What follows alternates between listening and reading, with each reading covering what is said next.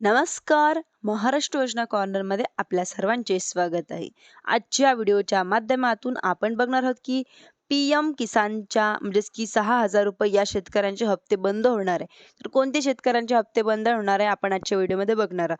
त्याआधी तुम्ही जर माझ्या चॅनलवरती पहिल्यांदा आला असाल तर चॅनलला लाईक, सबस्क्राईब आणि शेअर करायला विसरू नका. चला तर तुमच्या जास्त वेळ न घेता आपल्या व्हिडिओला सुरुवात करूया. पी-एम किसान म्हणजेच की प्रधानमंत्री किसान सन्मान निधी योजनेच्या संदर्भातील अतिशय असा दिलासादायक आणि खुशखबर देणारा अपडेट आपण आजच्या व्हिडिओमध्ये बघणार आहोत की टेन्शन वाढवणारे एक अपडेट असे दोन महत्त्वपूर्ण अपडेट आपण आजच्या व्हिडिओमध्ये बघणार आहोत. म्हणजेच की वेळोवेळी आपण अपडेट या ठिकाणी घेतलेले आहेतच.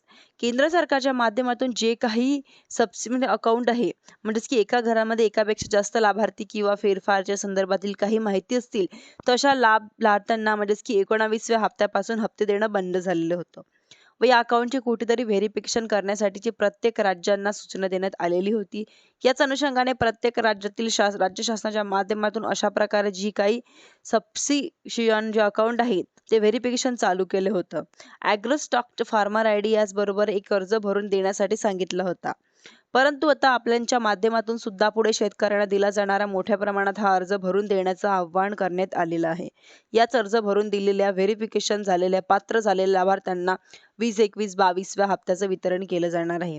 या हप्त्याचं वितरण व्हायला सुरुवात करणार आहेत. म्हणजेच की अर्थातच ज्या लाभार्थ्यांच्या हप्त्यांची पात्रता आहे अशा लाभार्थ्यांना थकलेले 20, 21 आणि 22 हे तिन्ही हप्ते अर्थात म्हणजेच की ₹6,000 त्यांच्या खात्यामध्ये क्रेडिट केले जाणार आहे.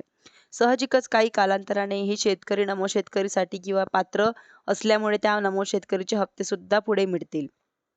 परंतु त्यांच्याबद्दलची अपडेट आपण नंतर कालांतराने घेण्याचा प्रयत्न करणार आहोत की पी-एम किसान सन्मान निधी योजनेच्या जे थकलेले हप्ते आहेत म्हणजेच की पात्र होणाऱ्या शेतकऱ्यांना हे तिन्ही हप्ते एकत्र शेतकऱ्यांना दिले जाणार आहेत.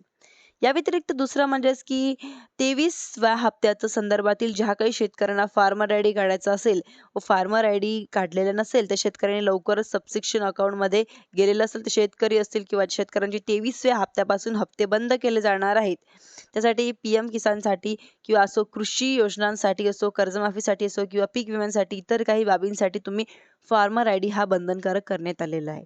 त्यासाठी तुम्ही लवकरात लवकर फार्मर आयडी धारक शेतकऱ्यांनाच ॲग्रीस्टॅक वरती नोंदणी केली जाणार. त्यासाठी ज्यांची बाकी असेल त्यांनी फार्मर आयडी लवकरात लवकर काढून घ्यावे व शेतकऱ्यांना पी-एम किसानचा 23वा हप्ता या ठिकाणी दिला जाणार आहे. व राज्यांना केंद्रीय कृषी मंत्रालयाच्या माध्यमातून देण्यात आलेले त्यामुळे जर फार्मर आयडी काढलेला नसेल तर फार्मर आयडी जेणेकरून काढून घ्या जेणेकरून आपले हप्ते बंद होणार नाही व आपण जर पात्र असेल तर सबस्क्रिप्शन अकाउंटमधून आपलं जर बाहेर निघालेलं असेल तर आपल्याला तिन्ही हप्ते एकखट्टे मिळून जाणार आहे. धन्यवाद.